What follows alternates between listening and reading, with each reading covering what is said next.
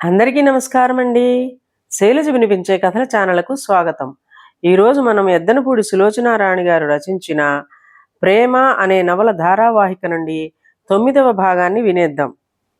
ఎదురుగుండా అభిషేక్ కళ్ళ వెంట జలపాతాలు దూకుతున్నట్లుగా నీళ్ల ధారలు వస్తున్న సంహితను చూసి అతను చకితుడయ్యాడు. ఒక్క నిమిషం అప్రతిభుడైనట్టు అలాగే నిలబడిపోయాడు. వచ్చింది చలం కాదు అభిషేక్ అని సంహిత గ్రహించేసరికి కొన్ని క్షణాలు పట్టింది. చప్పున కళ్ళు తుడిచేసుకుంది. చెంగున ఉరికినట్లుగా కిటికీలో నుంచి దిగింది. కళ్ళు మళ్ళా గట్టిగా తుడిచేసుకుంది. నీళ్లు ఆగటం లేదు. బాధ, వెళ్ళిపో వెళ్ళిపో. సంహిత బలవంతంగా నూతిలోకి దాన్ని తోసేస్తోంది. సంహిత నవ్వేసింది. చేతిలో ఉత్తరం చూపించింది. మా ఫ్రెండ్ రాసింది.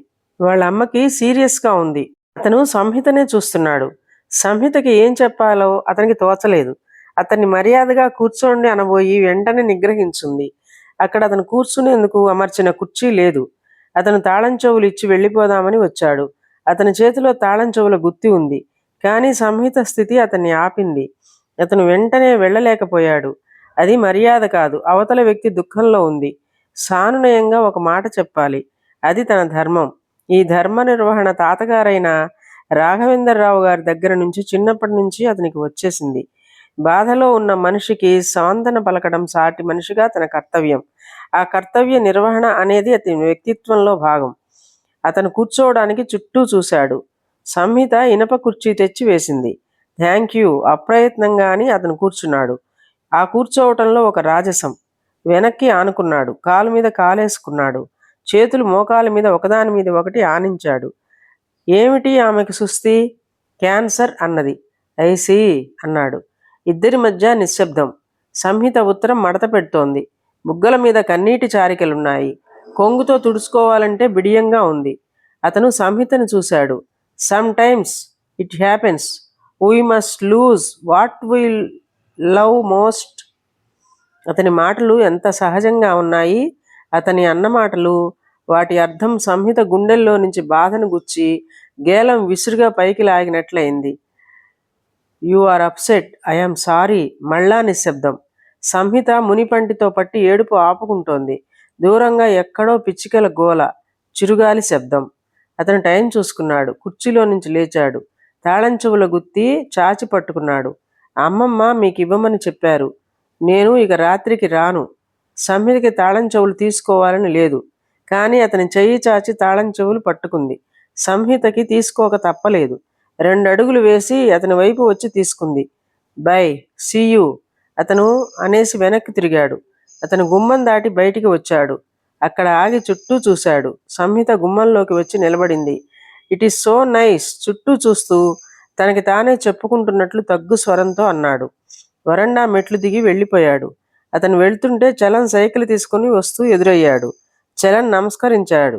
అతను విష్ చేశాడు. మీరు? చూపుడు వేలు చూపించాడు. చలం తన పేరు గుర్తు చేశాడు. ఓ ఎస్. అతను వెళ్ళి కారులో కూర్చున్నాడు నవ్వుతూ. అప్పటికి చలం వరండా దగ్గరికి వచ్చి అభిషేకం చూస్తున్నాడు. అతను కారు స్టార్ట్ చేసి వెళ్ళబోతూ తల బయటికి పెట్టి సంహిత, చలం ఇద్దరినీ చూస్తూ చెయ్యి ఊపాడు. కారు వెళ్ళిపోయింది. ఏమిటో అనుకున్నాను. ఇతనికి కాస్త కూడా గర్వం లేదు. నాకు చాలా నచ్చాడు సంహిత. చలం ఆనందంగా చెప్పేశాడు. సంహితకి చెవికి చలం మాటలు ఎక్కటం లేదు. చేతిలో అభిషేక్ అందించిన తాళం చెవుల గుత్తి చూస్తోంది. నువ్వు నన్ను వదిలి ఎక్కడికి వెళ్తావు అని ఛాలెంజ్ చేస్తున్నట్లుగా ఉంది. సంహిత విహ్వలమైన మనస్సుతో చూస్తోంది. సంహిత, కూరలు తెచ్చాను. నువ్వు త్వరగా వంట చేస్తే నేను రుక్మిణమ్మ గారికి క్యారియర్ ఇచ్చి వస్తాను. వాళ్ళు ఇంటికి వచ్చే వరకు ఆ డ్యూటీ నాదే. ఇందులో అరుణ్ నీరజ్ చచ్చినా కల్పించుకోనియను అంటూ కూరలు తెచ్చిన సంచి ఇంట్లోకి తీసుకువెళ్తున్నాడు. సంహితకి జీవితంలో ఎన్నడూ ఎరగని సమస్య ఎదురైనట్లుగా ఉంది. మెల్లగా వెనక్కి తిరిగి లోపలికి వచ్చింది. క్యాంటీన్లో అమ్మకాలు బాగా పెరగడంతో ఉమని తీసుకుని చలం ఉదయమే వెళ్ళిపోవాల్సి వస్తోంది. సంహిత చాలా గొడవ చేయటంతో చలం ఫ్యాక్టరీకి దగ్గరలోనే ఇల్లు ఒకటి చూశాడు. 4 రోజుల్లో ఖాళీ అవుతుందని అన్నారు. సంహిత అడ్వాన్స్ ఇచ్చేయమంది. కానీ చలం తటపటాయిస్తున్నాడు. ఆ లొకాలిటీ అస్సలు బాగుండలేదు. అద్దెక్కువ. ఆడపిల్లలు అక్కడ ఉండటం క్షేమం కాదని అర్థమైంది. సంహిత అవేం లక్ష్య పెట్టలేదు. వెళ్ళిపోదాం అని తొందర చేస్తోంది. చలంగి మరో ఇల్లు కోసం వెతకాలని ఉంది. కానీ టైం సరిపోవడం లేదు. అరుణ్ బ్యాంకుకి దగ్గరగా చూస్తున్నాడు. చలానికి ఇది ఒక ప్రమాదంలా అనిపిస్తోంది. ఇల్లు అటు చూడటానికి నిశ్చయం చేసుకున్నాడు. నీరజ్ తన ఫ్రెండ్ ఫ్లాట్ ఖాళీ ఉందనే వార్త తెచ్చాడు. చలం సంహిత వైపు కంగారుగా చూస్తున్నాడు. అతనికెందుకో ఇటు నీరజ్ అటు అరుణ్ సంహితని ఎత్తుకుపోవటానికి ట్రిక్కు వేసిన దొంగల్లా అనిపించసాగారు. సంహిత నీరజ్ ప్రపోజల్ అంగీకరించలేదు. అంత అద్దె ఇవ్వటం కష్టం అంది ముక్తసరిగా. అద్దె గురించి మీరు వర్రీ అవ్వద్దు అతను ధీమాగా అన్నాడు. నీరజ్ చెప్పిన ఇంటికి మనం మారచ్చుగా అంది యోగిత. నువ్వు ఊరుకో అక్క అంది సంహిత. నీ మంచికే చెబుతున్నా. మనకి ఎట్లాగూ ఒకరి ప్రాపకం కావాలి. అది నీరజ్ లాంటి సమర్థులైతే నయం. నీకు చలం మీద తప్ప ఇంకెవ్వరి మీద గురి కాదు సాధింపుగా అంది. అక్క దయించి ఆపుతావా సంహిత గట్టిగా అంది. నాకు తోచిన సలహా నేను చెప్పాను అంది యోగిత మొహం తిప్పుకుంటూ. సంహిత ఈ మధ్య గమనిస్తూనే ఉంది. నీరజ్ ఇంటికి వస్తే చాలు ఏదో ఒక నెపంతో సర్దుతున్నట్టుగా అతనికి కనిపించేటట్లు అక్కడే గడుపుతోంది. అతను మంచినీళ్ళు అని తనని అడిగితే యోగిత కడిగిన గ్లాసు మళ్లీ కడిగి తుడిచి మంచినీళ్ళు తెచ్చి మహారాజుకి సామంతులు అతి వినయంగా కప్పం చెల్లించినంత శ్రద్ధగా ఇస్తుంది. అతని నైట్ డ్రెస్ యోగిత ఉతికి ఆరేస్తుంటే సంహితకు కోపం వచ్చేది. అతను ఉతుక్కుంటాడుగా అక్క అంది ఆగ్రహంగా. పోనీలే, మనం చుట్టాలింట్లో ఉన్నప్పుడు ఎంతమందివో ఉతికి ఆరేశాను. పాపం అతను బిజీగా ఉంటాడు కదా, నీకెందుకు అంత శ్రద్ధ? బాగుందే సంహిత, నీ ఫ్రెండ్ అన్నయ్య కదా అని గౌరవంగా చూస్తుంటే నా మీద కళ్ళెర్ర చేస్తావేమిటి? ఈ ఇంట్లో అసలైన మగాడిలా అతను మనకి అండగా ఉండబట్టే మనల్ని ఎవరు ఏమీ అనటం లేదు. కర్మ. సంహిత నుదురు కొట్టుకుంది. యోగిత అసలు ఎవరి సంగతి పట్టించుకోదు. ఎవ్వరి మీద అభిమానం ఉండదు. ఎంతసేపు తన స్వార్థమే తనది. ఎవరి మీదైనా అభిమానం వచ్చిందా ఇక ఆ మనిషిని రకరకాల గారాబాలతో అందలం ఎక్కిస్తుంది. ఆ మనిషి ఈ ప్రపంచంలో నేను ఒక్కడినే మనిషి, మిగతా వారంత పురుగులు అనేంత అహం తెప్పిస్తుంది. యోగితకి గుళ్ళు గోపురాలంటే మరీ ఇష్టం. తను ఇన్నాళ్ళున్నా ఈ చుట్టుపక్కల ఏముందో తెలియలేదు. యోగిత ఈ వీధి చివర ఎడమవైపుకు మళ్ళితే చిన్న గుడి ఒకటి ఉందని కనుక్కుని వచ్చింది. ఆ గుడి దగ్గర దింప వెళ్ళమని నీరజని అడిగింది. అతను మొహమాటంగా చూశాడు. సందేహంగా సంహిత వైపు చూశాడు. సంహితకి ఒళ్ళు మండుతోంది. కాస్త దూరం యోగిత నడిచి వెళ్ళొచ్చుగా. సంహితకి ఏం చెప్పాలో తోచలేదు. వద్దంటే తర్వాత యోగిత చేసే రాద్ధాంతం గుర్తుకొచ్చి భయం వేస్తోంది. వెళ్ళమంటే కూడా ప్రమాదమే. ఈరోజు యోగితని తీసుకువెళుతుంటే రేపు తనని బస్టాప్ దగ్గర దింపుతానంటాడు. అప్పటికే నీరజ్ నిర్ణయం చేసేశాడు. రండి దింపుతాను అన్నాడు. యోగిత క్షణాల్లో తయారై వచ్చింది. ఆమె కళ్ళు ఆనందంతో వెలిగిపోతున్నాయి. స్కూటర్ మీద కూర్చుని వెళ్ళి వెనక్కి తిరిగి చూస్తూ చెల్లెల వైపు చూస్తూ మనసారా హాయిగా నవ్వింది. సంహితకి జాలేసింది. చిన్న చిన్న ఆనందాలు సహజంగా సాధికారకంగా పొందాల్సినవి. వాటి కోసం ఎన్నో కుయుక్తులు ఆరాటాలు. యోగిత మంచి ఆరోగ్యవంతురాలు.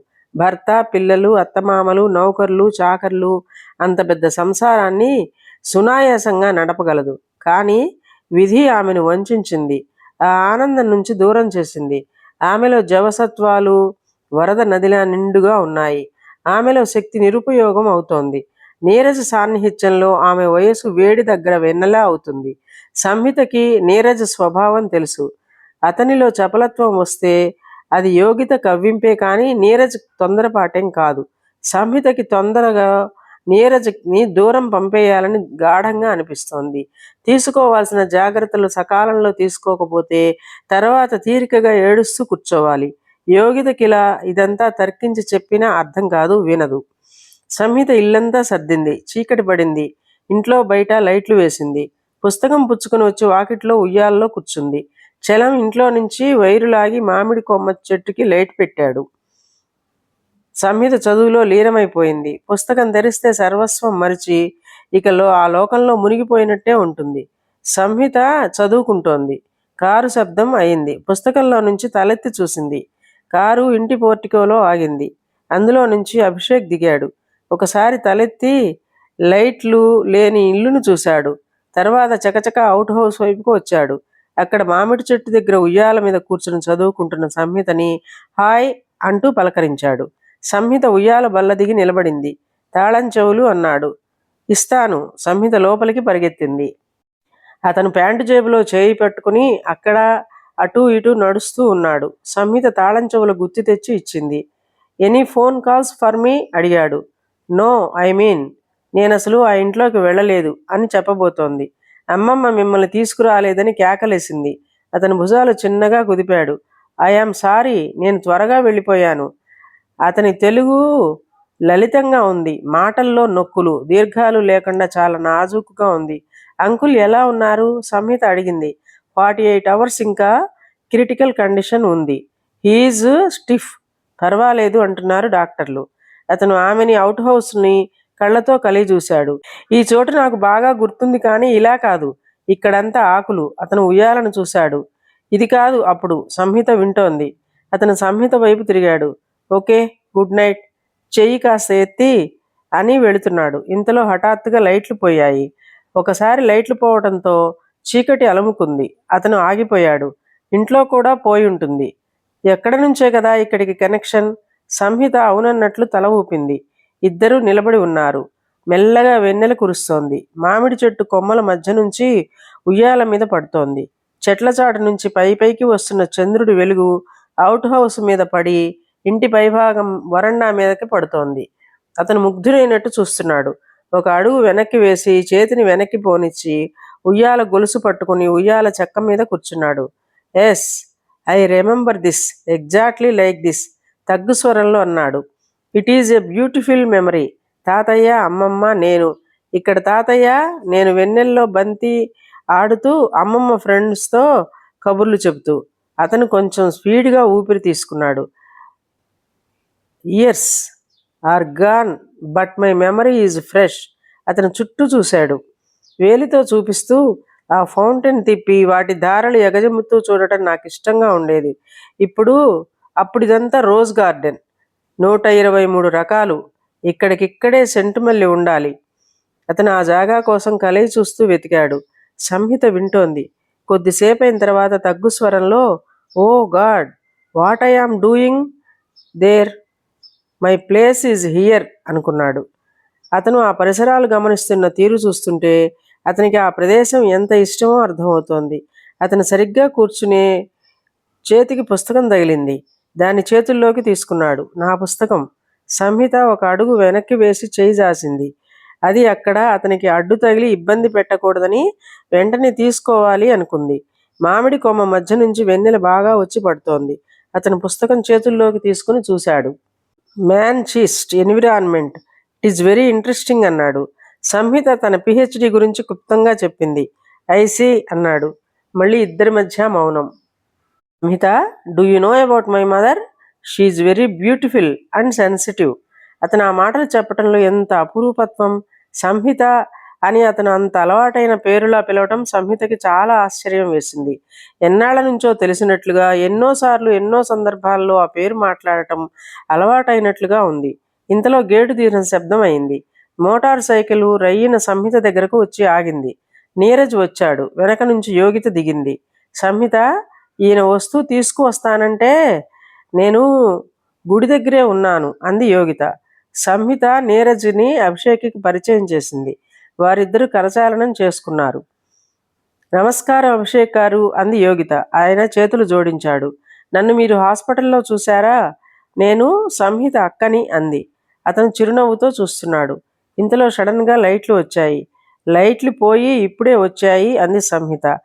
నీరజ్ అభిషేక్ని క్రీగంట పరిశీలనగా చూస్తున్నాడు. ఇంతలో చలం, ఉమా వచ్చారు. అరుణ్ కూడా వచ్చేశాడు. అభిషేక్ తాళం చెవులు తీసుకుని వెళ్ళిపోయాడు. కొద్దిసేపటికి మేడంతా లైట్లు వెలిగి కాంతివంతంగా అయింది. అతని భోజనం అంది యోగిత. చేసే వచ్చుంటాళ్లే అన్నాడు నీరజ్. అయినా వారి భోజనాలు మనం చేసి పెట్టగలమా? అతనేం చిన్నపిల్లవాడా? అందులో అమెరికాలో ఉన్నాడు. అతని సంగతి అతను బాగానే చూసుకోగలడు అన్నాడు అరుణ్. అది మర్యాద కాదు. పెద్దవాళ్ళు హాస్పిటల్లో ఉన్నారు. మనం అతన్ని కనుక్కోవాలి. అది మన బాధ్యత. నేను వెళ్ళి భోజనం పంపుతాను అని చెప్పి వస్తాను అన్నాడు చలం. సంహితకి చలంలో ఉన్న ఈ బాధ్యత గల స్వభావమే బాగా నచ్చుతుంది. చలం వెళ్లే ముందు ఒకసారి ఆగి సంహిత వైపు చూశాడు. సంహిత కళ్ళలో అనంగీకారం కనిపించలేదు. చలం వెళ్ళాడు. 10 నిమిషాల తర్వాత చలం తిరిగి వచ్చాడు. నాకు ఇక్కడికి ప్రత్యేకంగా తేవటం దేనికి? నేనే వచ్చి మీ అందరితో కలిసి తింటాను అని చెప్పాడు. అందరూ ముఖాలు చూసుకున్నారు. సంహిత గాభరాగా వంట ఇంట్లోకి పరిగెత్తింది. సంహిత బస్సు దిగింది. దాదాపు 1/2 మైలు దూరం నడిచింది. సమయం సాయంత్రం అవుతున్నా ఎండ తీక్షణంగా చిటపటలాడుతుంది. దాహంతో నాలిక పొడారిపోతోంది. ఇంటి దగ్గర నుంచి ఆలస్యం అయిపోయింది. త్వరగా బయలుదేరాలనే తహతహలో బయలుదేరే సమయంలో మంచినీళ్లు తాగటం మర్చిపోయింది. ప్రొఫెసర్ ఆనందమూర్తి ఈరోజు సాయంత్రం సరిగ్గా 5 గంటలకి రమ్మన్నారు. ఇంట్లో నుంచి బయలుదేరినప్పటి నుంచి సంహితకి టైంకి చేరుకోగలనా లేదా అనే గబగబా నడుస్తూ టైం చూసుకుంది. నడక వేగం త్వరితం చేసింది. గేటు తెరుస్తూ టైం చూసుకుంది. సరిగ్గా 5 గంటలు. గట్టిగా ఊపిరి పీల్చుకుంది. ఆయన వైట్ మారుతి బయటనే ఉంది. ఆయన తనని రమ్మనమని ఎక్కడికి వెళ్ళిపోలేదు. ఒక్కోసారి అలా జరుగుతుంటుంది. ఆయన కావాలని చేయరు. ఆయనకి అనేక పనులు. తీరా ఇంత దూరం వచ్చి ఆయన లేకపోతే చాలా బాధ అనిపిస్తుంది. అది బస్సులో వచ్చిన శ్రమ కాదు. ఇంటి పనులతో ఈ మధ్య చదువుకోవటానికి అస్సలు తీరటం లేదు. ఇంత టైం వేస్ట్ అయిందే అని వ్యధ కలుగుతుంది. సంహిత ఇంటికి వచ్చి కాలింగ్ బెల్ కొట్టింది. 1 నిమిషం తరువాత తలుపులు తెరుచుకున్నాయి. సార్ ఉన్నారా? నౌకరు అనుకుని అడగబోతూ అతనే స్వయంగా తలుపులు తీయడంతో గుడ్ ఈవినింగ్ సార్ అంది. Good evening. ఆయన టైం చూసుకున్నారు. చిరునవ్వుతో ప్రశంసాపూర్వకంగా చూస్తూ సరిగ్గా 5 గంటలు. దట్ ఈజ్ సంహిత అన్నారు. థ్యాంక్ యూ సార్ చెప్పింది. ఆయన దారిచ్చారు. సంహిత లోపలికి వచ్చింది. ఆయన తలుపు వేసి వచ్చారు. ఆ వీధిలో ఉన్న ఇళ్లన్నీ ఎప్పుడూ అలా తలుపులు వేసే ఉంటాయి. కూర్చో అన్నారాయన.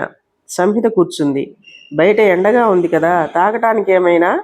దాహంగా ఉంది, కొంచెం నీళ్లు అంది. ఆయన లోపలికి వెళ్ళారు. ఆయన విజిల్ మీద పాట పాడటం మొదటిసారిగా వినిపించింది సంహితకి. కూల్ డ్రింక్స్ కూడా ఇక్కడ పెట్టాను, కమాన్ ఆనందమూర్తి పిలిచాడు. సంహిత బ్యాగ్ సోఫాలో పెట్టి లోపలికి వచ్చింది. డైనింగ్ రూమ్ సంహితకి అలవాటే. సంహిత వచ్చినప్పుడు ఆయన పరిచయస్తులు ఎవరో ఒకరు ఉంటారు. ఒక్కోసారి సంహిత తనే టీ కలిపి ఇచ్చేది. టేబుల్ మీద ట్రేలో హార్ట్ షేప్లో కేక్ ఉంది. దాని మీద హ్యాపీ బర్త్డే అని ఉంది. సంహిత మంచినీళ్లు తీసుకుంటూ అది చూసి ఆశ్చర్యంగా బర్త్డే ఎవరిది సార్ అంది. ఆయన అల్మరాలో నుంచి కప్పులు ప్లేట్లు తీస్తున్నాడు. నాదే అన్నాడు. మీదా? ఆశ్చర్యంగా అంది. ఎస్. Sorry sir. సంహితకి ముందు ఆశ్చర్యం కంగారుగా చిన్నతనంగా మారింది. తనకి ఆయన ప్రొఫెసర్ ఎంత బాగా చదువులో గైడ్ చేస్తున్నారు. ఆయన పుట్టినరోజున తన ఒట్టి చేతులతో వచ్చింది. బ్యాగులో డబ్బులు కూడా 15 రూపాయలకు మించి లేవు.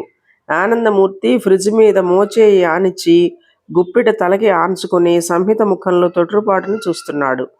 ఆ సమయంలో చాలా ముచ్చటగా ఉంది. ఏంటా ఫీలింగ్స్ అన్నాడు. సంహిత తలెత్తింది.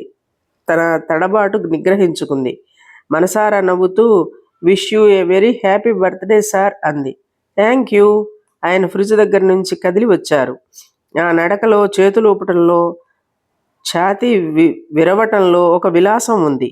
డైనింగ్ టేబుల్ దగ్గరికి వచ్చి ఎడమ చేయి చాచి సంహిత టేబుల్ దగ్గరికి రమ్మనమని తల ఓరగా తిప్పుతూ కర విన్యాసం చేశాడు.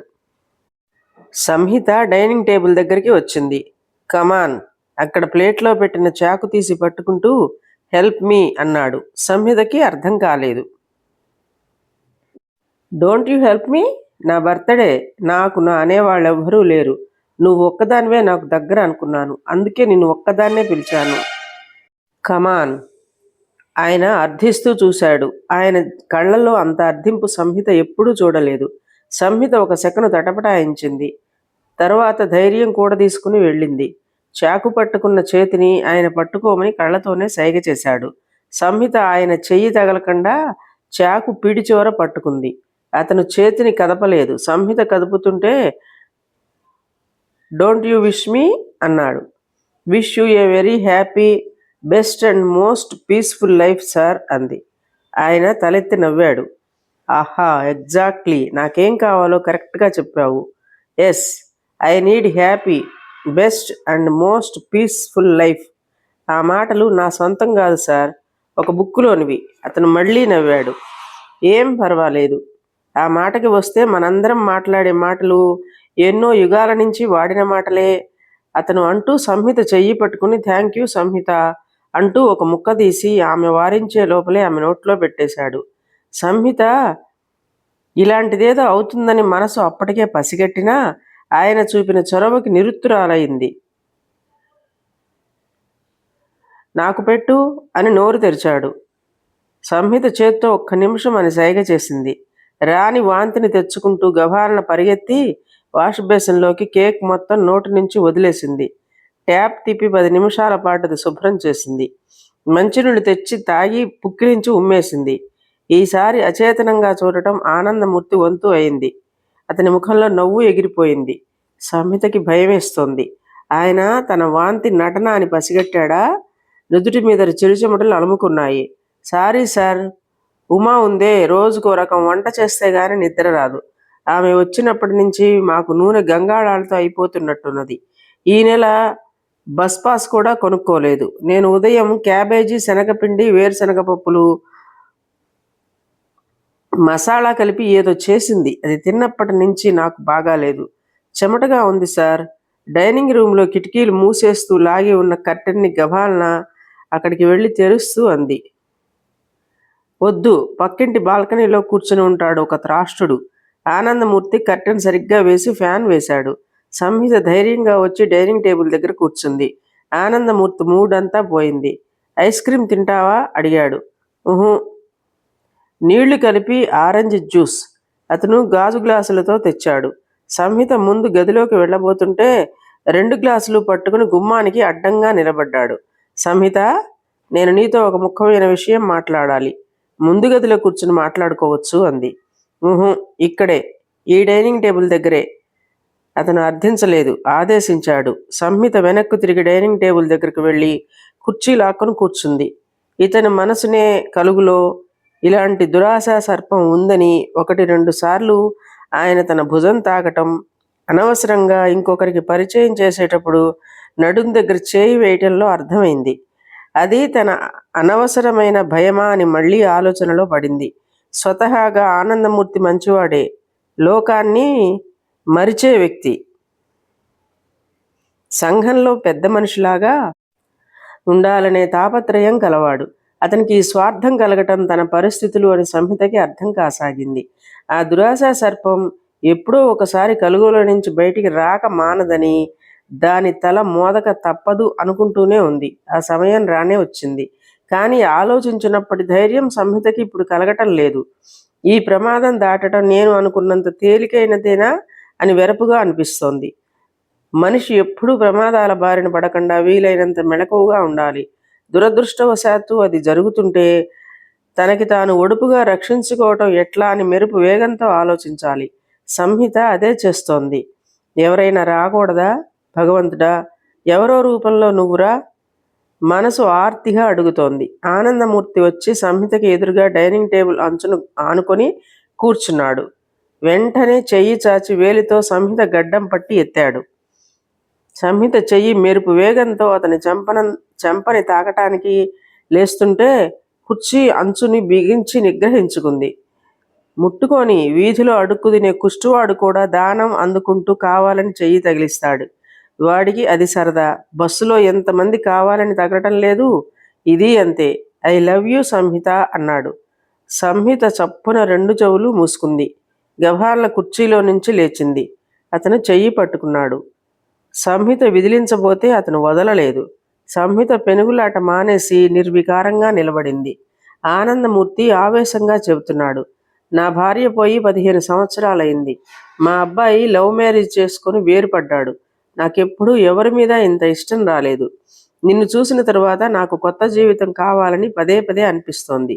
అది చెప్పటానికి ఇవాళే మంచి రోజు అనుకున్నాను. నాకున్న చదువు, ఉద్యోగం, ఆస్తి అంతా నీకు తెలుసు. ఆపండి సార్, ఆపండి, సంహిత ఆవేశంతో అంది.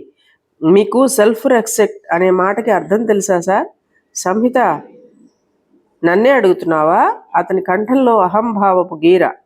అవును సార్, మిమ్మల్ని అడుగుతున్నాను. నాకు ఈరోజు చాలా డేర్ వస్తోంది. మీరు ప్రొఫెసర్గా నాకెంతో గౌరవం సార్. నా చదువుకి మార్గదర్శి.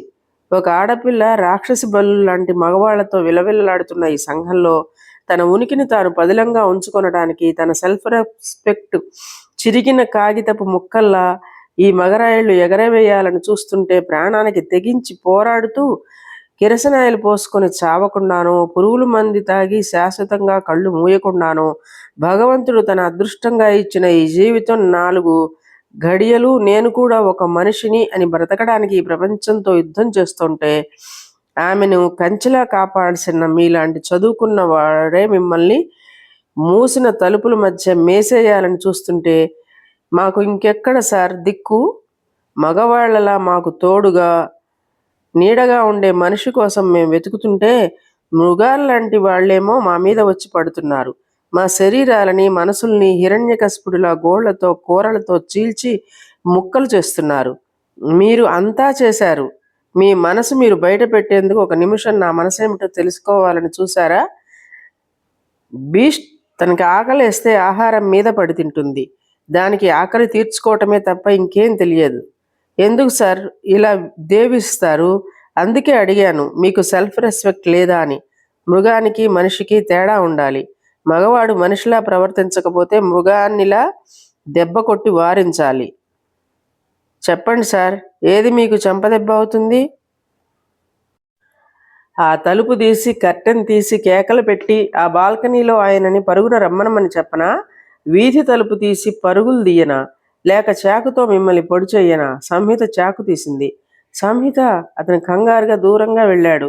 చాకు అక్కడ పెట్టే అన్నాడు ఆదుర్దాగా. ఎందుకు సార్ అంత గాబరాగా? నిజంగా పొడి చేస్తానా అనుకున్నారా? మిమ్మల్ని పొడిస్తే నేను జైలు పాలవను. నన్ను నేను పొడుచుకుంటాను. మీకు హాస్పిటల్ డబ్బు ఖర్చు శ్రమ. అందరి నోట్లో వదంతులు. అదే కరెక్ట్. మీరన్నదానికి అదే సరైన శిక్ష. ఆనందమూర్తి కళ్ళు రెపరెపలాడాయి. ముఖం గాబరాతో పాలిపోయింది. 2 చేతులు జోడించి దండం పెట్టాడు. సంహిత, నాది తప్పే, నన్ను క్షమించు. అప్పటికే అతని చెమటలు దిగజారుతున్నాయి. అతనికి హై బీపీ ఉంది. సంహిత చప్పున చాకు టేబుల్ మీద పడేసి ముందు ఆవేశం కొంత తగ్గించుకొని పూనకం తగ్గిన మనిషిలా అయింది. సార్, అతను డైనింగ్ చైర్లో కూర్చుంటూ నా ముందు బ్రీఫ్ కేసులో అన్నాడు. సంహిత పరుగుతూ వెళ్ళి బ్రీఫ్ కేసు తెరిచి మందు తెచ్చింది. పరుగున వెళ్ళి మంచినీళ్లు తాగించింది. ఆనందమూర్తి మందు వేసుకున్నాడు. అతను రొప్పుతున్నాడు. చెమటలు కారుతున్నాయి. సంహిత ఫ్యాన్ పెద్దగా చేసింది. దగ్గరకు వచ్చి నిలబడింది. ఇద్దరూ క్షణంసేపు అక్కడ జరిగిన ఆవేశపు మాటలను మర్చిపోయారు. అతను 2 కణతలు చేతులతో పట్టుకుని కొద్దిసేపటికి అతనికి ఆయాసం తగ్గి ఊపిరి పీల్చుకోవటానికి మామూలుగా వచ్చాడు. సంహిత టవల్ తెచ్చి ఆయన నుదుట పట్టిన చెమటను తుడిచేసింది. మంచినీళ్లు తాగించింది. Sir, I am sorry. సంహిత కళ్ళలో నీళ్లు ఉబికి వచ్చి చేరినాయి. ఆయన సంహిత చెయ్యి పట్టుకుని నుదుట ఆనించుకుంటున్నారు. నో నో, నువ్వు అనొద్దు, నేనే చెప్పాలా మాట. నిజంగా నాకు సెల్ఫ్ రెస్పెక్ట్ లేదు. ఐఆమ్ రియల్లీ సారీ అన్నాడతను. అంటూనే చేతుల్లోకి తలదించుకుని ఏడ్చేశాడు. నన్ను బాగా కొట్టమ్మా. నీ మెత్తటి చెప్పులకి నీ మాటలకి ఉన్నంత తీవ్రత ఉండదు. I am a pool. నాకు ఈ వికారం ఎలా మనసులో ప్రవేశించింది? సంహిత, మొదటి నుంచి నాకేం లేదు. ఈ మధ్య వద్దు సార్ ప్లీజ్ అంది. సంహిత ప్లేట్లో కేక్ తెచ్చిపెట్టింది. ఒకటి ఆయనకి తినిపిస్తూ wish you very very happy most peaceful birthday sir అంది. థ్యాంక్ యూ అన్నాడు ఆనందమూర్తి. సంహితకి అతని నెత్తి మీద ఎక్కిన దెయ్యం దిగిపోయిందని తెలిసింది. ఇద్దరూ ఎప్పటిలాగా డైనింగ్ టేబుల్కి అటు ఇటు కూర్చొని చర్చిస్తున్నారు. సంహిత, మనిషి ఇంకా పరిపూర్ణుడైన వ్యక్తి కాలేదు. అతను ఇంకా ఆది మానవుడిలా అజ్ఞానుడు. మృగ లక్షణాలు ఉన్నాయి. మృగాలతో కూడా సహజీవనం చెయ్యాలి మీరు. ఎలా సార్? ఒక మహా జలప్రళయం వచ్చి భూమి చాలా వంతు నాశనం అయ్యి ఎక్కడో ఏదో ద్వీపంలో 2 మనుషులు, 2 సర్పాలు, ఒక ఎలుగుబంటి, ఒక కోతి మిగిలాయనుకో, తప్పనిసరిగా మనుషులు వాటితో చిలిమి చేసి వాటిని తన జీవితానికి అనుగుణంగా దిద్దుకోవాల్సిందే. ఇది శ్రమతో కూడిన పని అయినా సహజీవనం తప్పదు. ఇంతలో కాలింగ్ బెల్ మోగింది. సంహిత వెళ్ళి తలుపు తీసింది. 4-5 వచ్చారు. వారి చేతుల్లో బొకేలు ఉన్నాయి. Anand, happy birthday. నువ్వు పిలకపోతే రావనుకున్నావా అంటూ వచ్చారు. ఓ, సంహిత ఆనంద్కి ప్రియ శిష్యురాలు. ఒక ఆయన పక్కాయనకి చెప్తున్నాడు. 10 నిమిషాల తర్వాత సంహిత గుడ్ నైట్ చెప్పి బయలుదేరింది. ఆనందమూర్తి గేటు వరకు వచ్చి గుడ్ నైట్ డియర్ అన్నాడు. గుడ్ నైట్ సార్ అంది. వస్తుంటే సంహితకి అనిపించింది, ఈరోజు తన తెలివో అదృష్టమో తప్పించుకుని బయటపడింది. ఆనందమూర్తిలో ఏ మారుమూలనో ఉన్న సంస్కారాన్ని తను గేలం వేసి లాగి అతన్ని రక్షించి తనను రక్షించుకుంది. కానీ ఇది ఎంతమందికి సాధ్యం? ఎంతమంది నిస్సహాయంగా ఈ దురదృష్టానికి ఆహుతులవుతున్నారు? సమితకి అభాగ్యుల పట్ల కళ్ళల్లో నీళ్లు రాసాగాయి. తను అభాగ్యురాలే.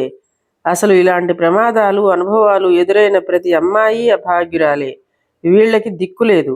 సంహిత కళ్ళు తుడుచుకుంటుంటే పక్కింట్లో ముసలమ్మ, ఏమ్మా మీ వాళ్ళకి ఎవరికైనా ఏమైనా అయిందా అని అడుగుతోంది. 9వ భాగం సమాప్తం. ఈ కథ మీకు నచ్చినట్లయితే లైక్ చేయండి, షేర్ చేయండి, కామెంట్ చేయండి, సబ్స్క్రైబ్ చేసుకుని నన్ను ఎంకరేజ్ చేయండి.